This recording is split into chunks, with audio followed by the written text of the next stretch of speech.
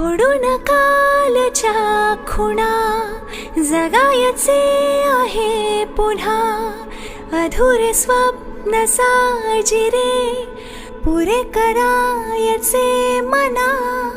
पुसून आसवे आता नवी लिहायची कथा. अधुरे स्वप्न सगळ्यांचे स्वप्न असतात आणि आपल्याला पूर्ण पण करायचे असतात.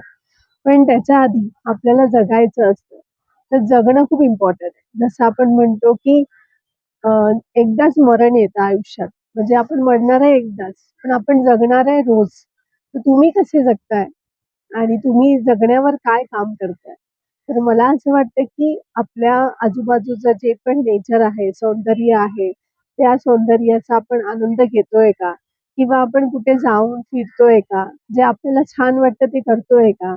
आपल्याला छान वाटतंय की खूप छान नाचावं, खूप मस्त गाणी बोलावी किंवा कुठे जावं आणि खूप तिथे छान एन्जॉय करावं, मित्र-मैत्रिणींबरोबर फिरावं, असं जर तुम्हाला वाटत असेल, तर तेच खरं जगणं आहे आणि असंच आपल्याला जगायचं आहे. आणि जर आपण असं जगलो, तर आपण आनंदी राहणार आहे आणि खूप आनंद मिळणार आहे आपल्याला.